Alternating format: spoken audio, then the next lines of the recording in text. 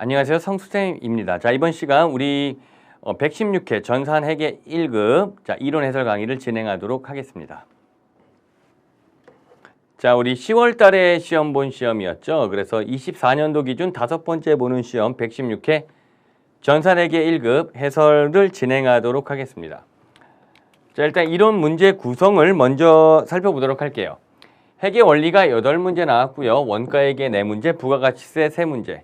그러니까 문제의 구성은 항상 나오던 대로 나왔다라고 볼 수가 있겠죠. 반면 계산형 문제는 3문제, 이론 서술형 문제 12문제. 이 계산형 문제가 제가 2개에서 3개 정도 나오는 게 일반적이다라고 얘기했죠. 3개가 좀 일반적이라 볼 수 있어요. 그럼 이 계산형 문제와 이론 서술 문제와의 조합도 일반적이겠죠. 상중하의 문제, 상위 2문제, 중위 12문제, 하가 1문제로 출제가 됐어요. 상의 문제가 조금 다른 회차보다 한두 개 정도 더 많거나 혹은 하나 정도 많죠. 하나 정도 많지만 하가 또 하나 있기 때문에 애매하긴 하지만 그래도 우리 114회나 115회의 기출문제보다는 116회가 조금 더 이론이 어렵지 않았을까 이런 생각도 해보면서 계산 문제도 조금 까다로운 것도 출제가 됐고요. 자, 해볼게요 한번.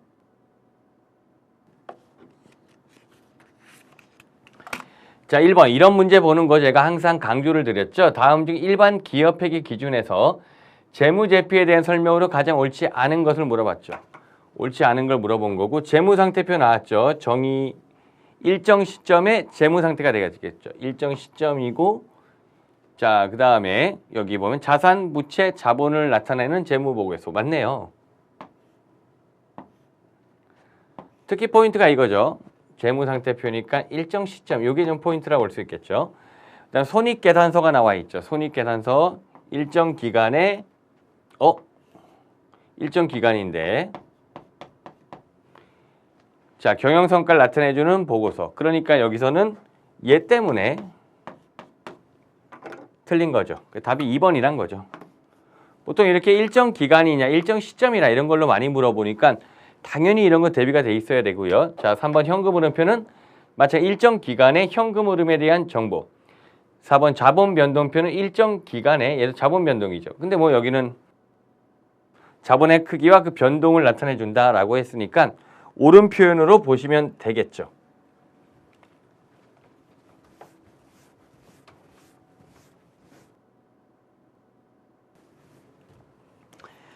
자, 2번 문제 볼게요. 이런 문제 많이 연습을 했는데 약간 이게 유형이 다르게 나오거든요.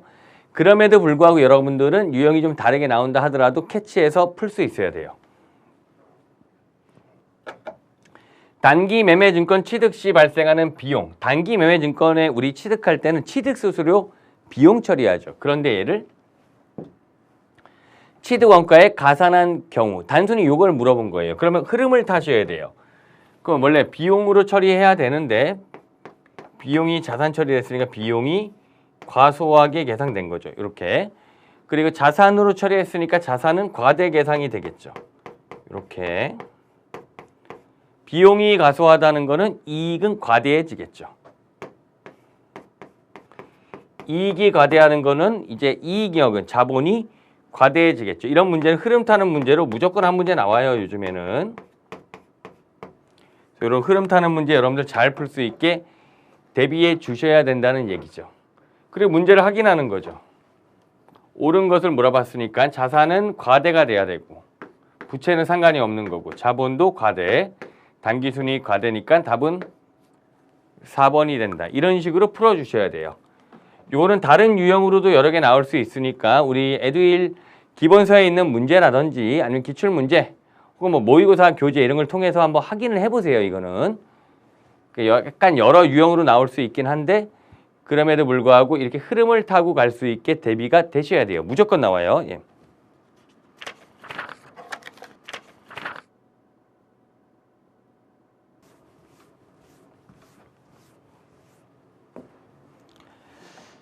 자, 3번 문제가 좀 계산이 약간 살짝 복잡하게 출제됐다라고 볼 수 있는데 왜냐면 전세회계 1급에서는 이렇게 기중상각은 잘 안 물어보거든요. 한번 볼까요? 회계는 2023년 1월 1일 1,000만 원의 유형자산을 취득하여 사용하다가 2024년 6월 30일 400만 원의 처분, 유형자산 처분 손실을 계산하면 얼마인가요? 내용연수 5년, 잔존가치 100만 원, 정해법. 그리고 여기 마지막 2024년 6월 말까지 감가상각을 완료되었다고 가정한다. 그러니까 기중상각을 보통 고려해요, 원칙은. 근데 전산회계 1급은 뭐 높은 난이도 수준은 아니기 때문에 이런 걸 잘 안 물어보긴 하는데 어쨌든 여기도 월할상각을 생각하고 있는 거죠. 자, 이거를 계산하기 위해서 우리 먼저 감가상각 누계액을 계산해 줘야 되겠죠. 감가상각 누계액 계산해 볼게요. 처분 시점이니까 X4년도 6월 말까지의 감가상각 누계액이긴 해요. X4년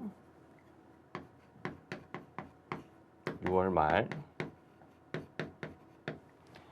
정해법이니까 일단 시작을 해보죠. 1,000만 원이 취득원가고 당연히 잔존가치를 차감해야 되겠죠.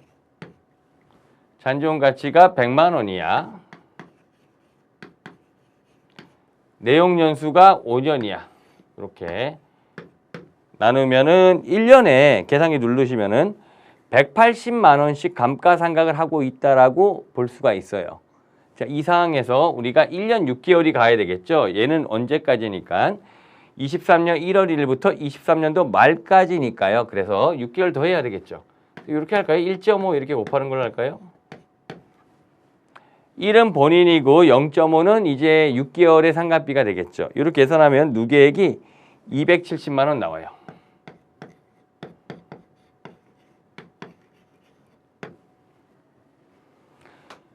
아니면은 여러분들이 그냥 책에 책이 아니라 여러분들 해설에 있는 것처럼 23년도 감가상각비 구하고 24년도 6개월 감가상각비 구한 다음에 누계액이니까 합계를 내도 상관없고요. 처분손익 계산해 볼까요? 이제 유형자산 처분손익. 잠깐만. 이 유형자산 처분손익은 정말 많이 우리가 연습을 했죠. 분기할 때도 많이 했었고, 그래서 처분가와 장부 금액의 차이잖아요.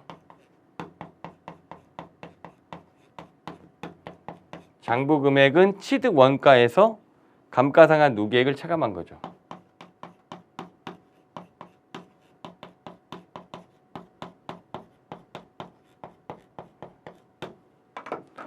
자, 이제 적용해 볼까요? 처분가는 얼마야? 400만 원인 거죠. 400만 원에 처분했어. 장부 금액을 계산해야 되겠죠. 취득 원가 1,000만 원에서 감가상각 누계액이 270만 원이잖아요. 가로 안에 있는 금액이 730만 원이죠. 이게 우리가 장부 금액이라 하는 거죠. 차감하면 마이너스 나오네요. 마이너스 330만 원. 마이너스 나온다는 건 처분 손실이고요. 처분 손실로 얼마? 330만 원이 나온다. 답이 2번인데 물론 우리 에듀윌 기본서에 있는 문제 아니면은 모의고사 집 이런 거 보면은 충분히 이런 류의 문제도 대비할 수 있게 연습은 되는데 그러나 실전에서 푸는 데는 좀 난도가 있을 수도 있겠다라는 생각은 들어요. 하지만 다음에 유사하게 나온다면 그때는 충분히 대비할 수 있게 대비하는 게 좋을 것 같고요. 어쨌든 이렇게 처분손익 물어보는 문제를 물어봤다. 예. 난이도는 좀 상이다. 이렇게 볼 수 있어요.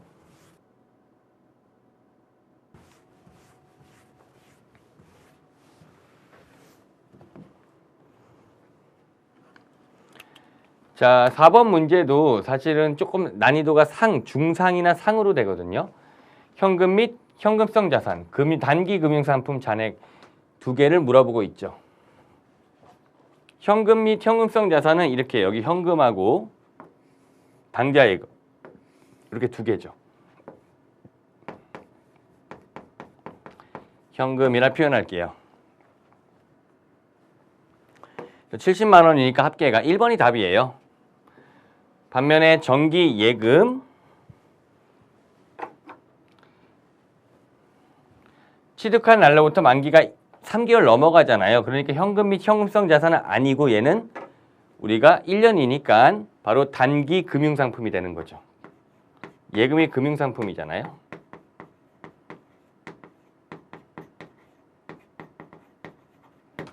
여기 단기 금융상품은 150만 원인데 없으니까 답이 없는 거고요.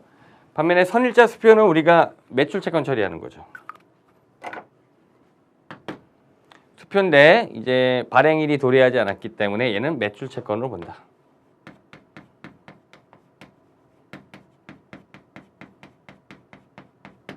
외상 매입금은 당연히 매입 채무가 되겠죠. 어려운 문제는 아니지만 그래도 조금은 여러분들을 현혹시킬 수 있는 문제라고는 생각이 드는 그런 문제였어요. 4번은. 자, 넘어갈게요.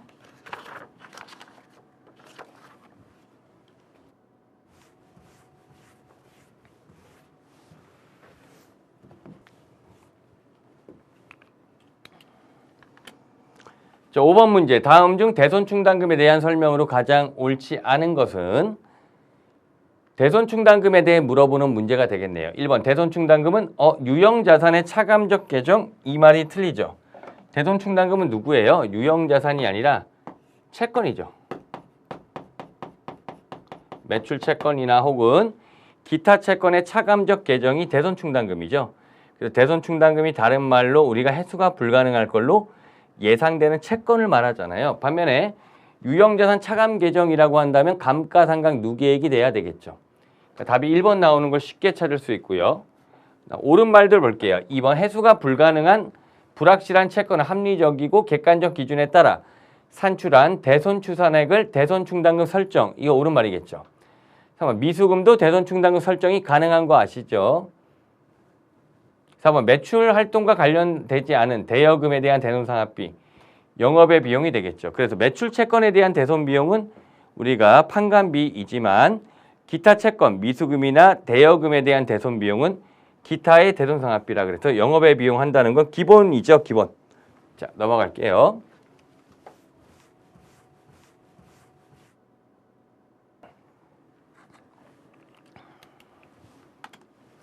자, 6번도 어떻게 보면 좀 쉬운 문제일 수도 있는데 다음 중 자본에 영향을 미치지 않는 항목. 1번의 당기순이익이 자본에 영향을 미치는 항목이에요. 왜냐하면 당기순이익이 발생하면 어떻게 되겠죠? 이익잉여금이란 자본이 증가할 테니까요. 자, 현금 배당은 어떻게 돼요? 자본이 감소하는 거래가 되겠죠. 유상증자는 자본이 증가하는 거래가 되겠죠. 당기순이익, 자본 증가 써놓을까요? 현금 배당, 자본 감소, 유상증자, 자본이 증가하는 거래가 되겠죠. 이거는 우리가 뭐 기초회계 책이 아니면은 전산회계 1급 이론 교재, 전산회계 1급 교재에서도 바로 이제 자본 팁박스를 그릴 수 있으면 바로 풀 수 있고요. 주식 배당은 자본 간 이동이니까 자본 간 이동이니까 자본이 불변이죠. 답은 3번 되는 거. 뭐 주식 배당이나 무상증자 이런 것들은 자본 간 이동이니까 자본이 불변이죠. 그리고 여러분들은 향후 주식 배당, 무상증자, 주식 분할, 주식 병합에 대해 자본에 미치는 영향 또한 잘 정리가 돼 있으셔야 돼요.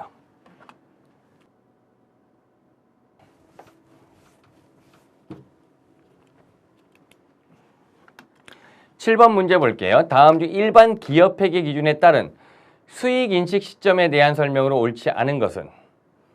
1번 위탁 판매의 경우 언제 수익 인식하죠? 수탁자가 소비자한테 판매하는 시점에 수익을 인식한다. 옳은 말이죠. 배당금 수익은 배당을 받을 권리와 금액이 확정되는 시점에 수익 인식하는 거 맞겠죠. 3번 대가에 분할되어 수취하는 할부 판매의 경우 대가를 나누어 받을 때마다 수익으로 인식한다. 답이 3번이네요.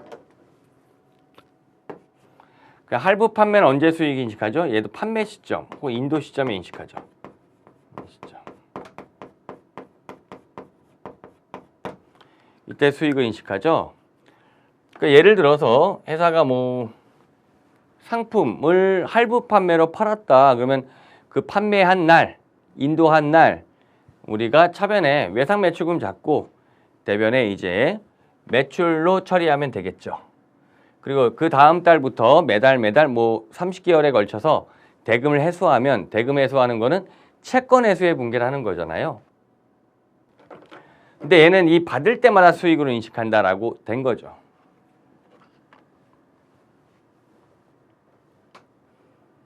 자, 4번 설치 수수료의 수익은 재화가 판매되는 시점에 수익을 인식하는 재화의 판매로 부수되는 설치의 경우를 제외하고는 설치 진행률에 따라 수익 인식한다. 이거 무슨 말이냐면 이 설치 수수료가 둘로 나눠져요.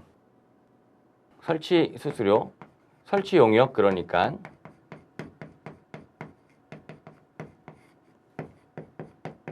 재화에 부수되는 경우가 있고 재화에 부수되지 않아요. 재화에 부수된다는 건 이 설치 용역은 재화에 해당된다는 거예요. 그러면 이 용역도 재화로 봐서 인도 시점, 그러니까 판매 시점이죠. 인도 시점에 수익 인식하면 돼요. 그런데 만약에 재화에 부수되지 않으면 용역으로 보는 거야. 용역으로 보면 우리가 어떻게 수익 인식 진행 기준 적용하죠. 회계는 이렇게 정리가 돼 있어야 되는 문제가 되겠죠.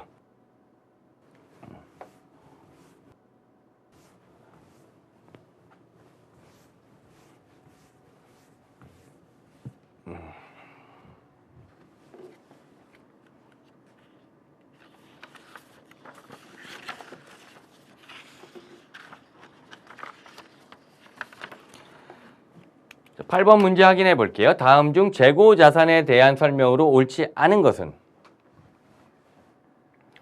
1번 기업이 생산 과정에서 사용하거나 판매를 목적으로 보유한 자산. 이건 맞는 말이죠. 판매를 목적으로 보유한 자산. 앞에 생산 과정에서 사용된다. 이거는 뭐 원재료나 제공품을 의미하고 있고요. 이번에 취득 원가의 매입 부대 비용을 포함하지 않는다가 아니라 우리 취득 부대 비용을 포함한다가 되니까 답은 2번이 되겠네요. 답을 찾는데 어렵지 않다라고 생각이 들어요. 3번 기말 평가 방법에 따라 기말 재고 자산 금액이 다를 수 있죠. 그러니까 선입선출법 혹은 뭐 가중평균법 혹은 후입선출법에 따라 기말 재고와 매출 원가가 달라지겠죠. 4번 수입 시 발생하는 관세는 그렇죠. 얘도 취득 부대 비용이니까 취득 원가에 가산하여 재고 자산에 포함되어야 되겠죠. 여기까지가 회계 원리 내용이었고요. 1번은 뭐 재무제표 물어봤고 2번은 우리가 회계 오류를 가지고 자산 뭐 수익 비용 뭐 이익에 미치는 영향이죠. 그다음에 3번은 감가상각 계산이죠. 그러니까 유형자산 처분손익 계산하는 문제가 되겠죠. 4번은 현금 및 현금성 자산 혹은 단기 금융상품의 구분. 5번은 대손충당금에 대한 설명. 6번은 뭐 자본에 미치는 영향을 물어봤고요. 7번은 수익인식 시점. 8번 재고 자산에 대한 설명. 그래서 뭐 전반적으로 그렇게 어렵게 나오진 않았어요. 회계 원리는. 다만 아까 우리 3번이었나요? 계산이 조금 복잡했다. 요 정도. 자, 이 원가회계 문제 4문제 볼게요. 자, 9번 문제. 다음 중 원가에 대한 설명으로 옳지 않은 것은 1번 원가의 형태, 발생 형태에 따라 그렇죠. 재료 원가, 노무 원가, 제조 경비로 구분할 수가 있었죠. 자, 2번 특정 제품의 직접 추적 가능성에 따라 추적 가능하면 직접 원가, 추적이 불가능하면 간접 원가로 분류해야 되겠죠. 3번 조업도 증감에 따라 그렇죠. 변동 원가와 고정 원가로 분류하는 거겠죠. 4번 기회비용은 과거의 의사결정으로 인해 이미 발생한 원가고 대안 간의 차이가 발생하지 않는 원가를 말한다. 이미 이 정의는 틀린 거죠. 이건 기회비용에 대한 설명이 아니야. 이거는 매몰원가 혹은 뭐 매몰비용이라고 하죠. 매몰비용. 매몰원가, 매몰비용이라 하죠. 그래서 매몰원가는 전제가 이렇게 나와야 돼요. 과거에 이미 발생한 원가야. 이미 발생한 원가고 의사결정에 영향을 미치지 않아야 돼. 매몰원가의 핵심 포인트라고 볼 수 있겠죠. 기회비용은 자원을 다른 용도로 사용할 경우 얻을 수 있는 최대 이익이 기회비용이 되겠죠.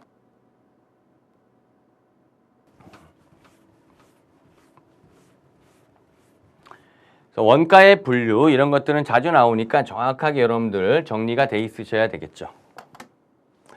10번 부문별 원가 계산에서 보조 부분 원가를 제조 부분에 배분하는 방법 중 보조 부분 배분 순서에 따라 제조 간접 원가 배분액이 달라지는 방법. 일단은 보조 부분 원가를 제조 부분에 배분하는 방법이니까 세 가지만 있죠. 직접, 단계, 상호. 이런 건 없어. 직접 단계 상호배분법이 있고요. 반면에 직접 배분법과 상호배분법은 순서를 정하지 않잖아요. 단계 배분법만 순서를 정하고 그 순서가 달라지면은 금액이 달라지는 게 바로 단계 배분법이 되겠죠. 어떻게 보면 되게 기초적인 문제예요. 그래서 정의를 물어봤기 때문에 중으로 표시했지만 중하 정도로 분류할 수도 있을 것 같아요. 10번이나 뭐 11번도 좀 그렇고요. 예.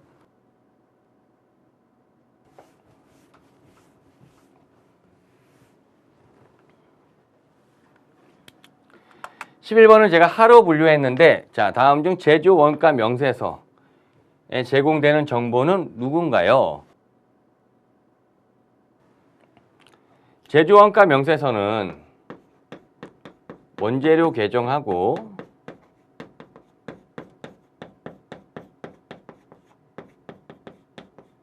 제공품 계정의 합계라고 보시면 되거든요.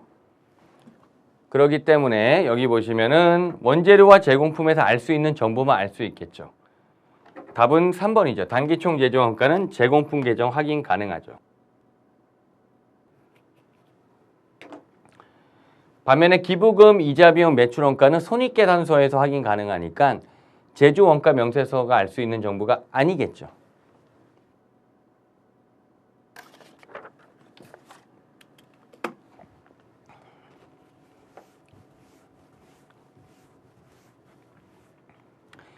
(12번은) 완성품 한산량을 계산하는 문제가 되겠어요. 일단 평균법을 사용하네요.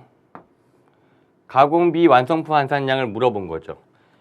뭐 평균법에다 가공비만 물어봤으니까 우리가 이건 쉬운 거잖아. 그래서 상으로 배치하지 못했어요. 재료는 공정추에 전량 투입하는데 재료를 물어본 게 아니잖아. 가공비만 물어봤죠. 가공비는 공정 전반에 걸쳐 발생한다. 정보가 나와 있는데 뭐 티계장 안 그려도 되겠죠. 우리가 볼 거는 우측에 대변 쪽에 있는 거예요. 완성품과 기말 이 두 개만 보면 되잖아요. 평균법. 완성된 거 4만 개.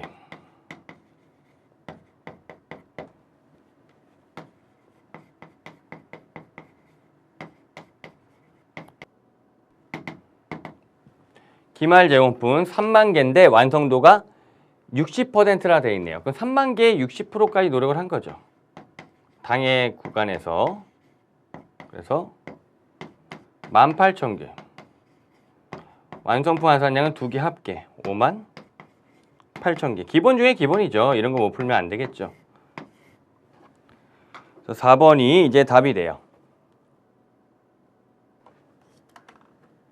원가액의 계산 문제 못 풀면 안 되겠죠. 그래서 뭐 제공품, 뭐 제품 팁박스 그려서 푸는 문제. 그 다음에 아니면 정상 원가 계산 문제. 아니면은 이렇게 완성품 한산량 구하는 문제. 이 세 개는 가장 기본 중에 기본이니까 이 정도는 풀 수 있게 항상 대비가 돼 있으셔야 되고요.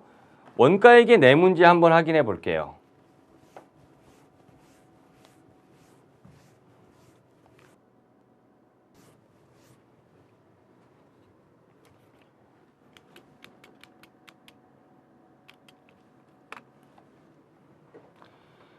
(9번) 문제는 원가에 대한 설명 개념. 이건 뭐 매번 물어보는 거잖아. 어떻게 본다면요. (10번) 문제도 보조부문 원가 배분 방법 중요한 내용이 되겠죠. (11번) 제조 원가 명세서. 이것도 자주 물어보는 거잖아요. (12번은) 완성품 한산량 평균법 가공비. 이것도 많이 물어보는 문제죠. 그러니까 원가액에 평이하게 출제됐다라고 볼 수 있고요. 그리고 116회 시험을 보기 전에 한 열흘 정도 전에요. 제가 촬영한 강좌가 있어요. 에듀일에서. 거기 확인해 보시면 제가 예측하잖아요. 거기 있으면 다 나온 거예요. 사실 보면.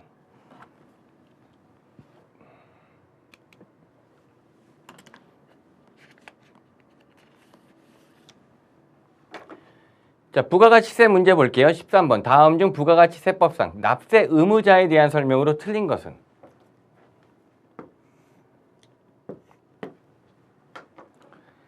1번 사업의 영리 목적 여부와 관계없이 사업상 독립적으로 재화 및 용역을 공급하는 사업자이다. 그렇죠. 일단 영리 목적하고는 상관이 없죠. 독립적이고 재화 용역을 공급하는 사업자 맞네요. 2번. 영세율을 적용하는 사업자는 납세 의무자에 해당하지 않는다.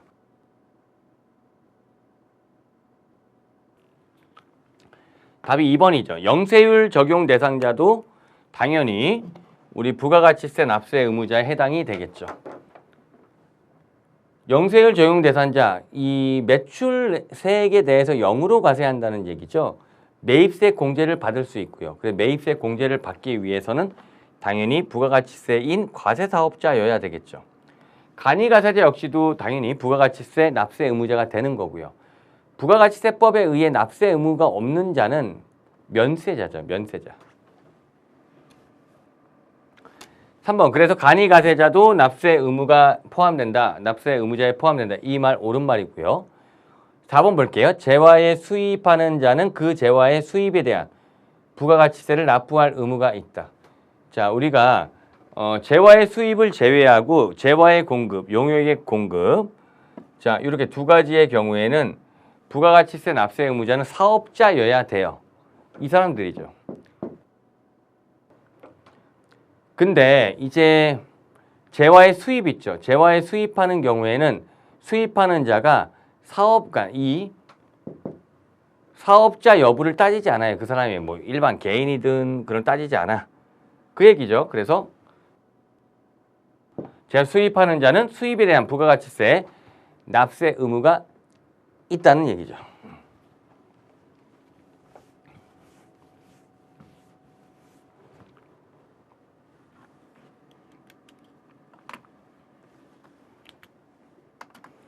(14번도) 어떻게 본다면 13번도 총론에서 나온 거고 납세 의무자, 14번도 사업장, 이것도 총론에 나온 거니까 다 기본적으로 정리가 되어야 될 내용이잖아요. 보시면은 옳지 않은 것은, 자, 1번 사업장은 사업자가 사업을 하기 위해 거래의 전부 또는 일부를 하는 고정된 장소로 한다. 옳은 말이죠.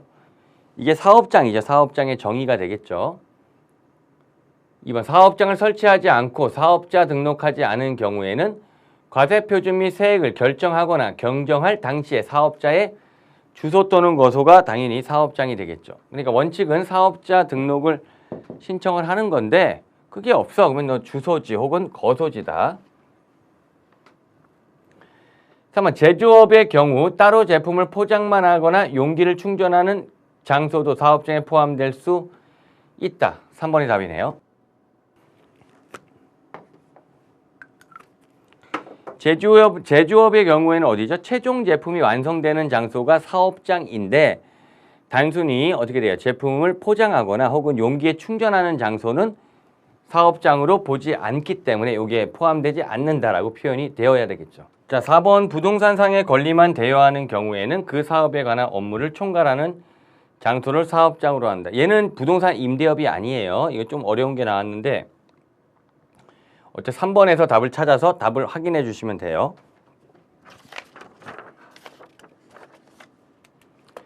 15번 볼게요. 자, 부가가치세법상 법인 사업자가 전자세금 계산서를 발급하는 경우 전자세금 계산서 발급 명세를 언제까지 국세청장에게 전송해야 하는가? 발급일의 바로 다음 날이죠. 발급일의 다음 날인 1번이 답이 되겠죠. 그래서 발급 명세는 우리가 전자세금 발급한 날에 다음 날까지 발급하는 게 원칙이다. 부가세 세 문제 볼게요. 13번은 납세 의무자를 물어봤고요. 충분히 이 정도는 여러분들 득점이 가능해야 되고 14번은 3번의 답을 찾아야 돼요. 3번에서 못 찾으면 이건 틀릴 수도 있으니까 이 문제는 중 혹은 중상 정도 난이도라 볼 수 있고요. 자, 15번 문제는 원래 알고 있어야 되겠죠. 발급 명세 당연히 발급일로부터 다음 날까지 전송한다. 자, 여기까지 116회 전산회계 1급 이론 해설 강의를 진행했는데 제가 항상 강조하죠. 이 15문제 중에 이론 12문제 이상을 득점하자. 그럼 우리가 24점을 확보할 수 있는 거죠. 물론 실무에서 뭐 여기 12문제 다 15문제 다 맞춰서 상관은 없는데 최소한 아무리 못해도 10문제는 확보해야 돼요. 그래서 20점 확보해야 돼. 안 그러면 합격에 문제가 생겨요. 그러니까 여러분들 뭐 실무가 많이 나온다 해서 이론을 등한시하면 안 되고 이론 내용을 잘 정리하셔야 된다는 얘기죠. 전산회계 1급도 약간 지문 보면은 좀 까다롭게 나오는 지문들이 있어요. 그건 보통 전산 세무 2급 같은 데서 물어보는 그런 유형인데 그런 지문도 조금씩 등장하곤 있네요. 자, 이번 시간 여기까지 마칠게요. 수고하셨습니다.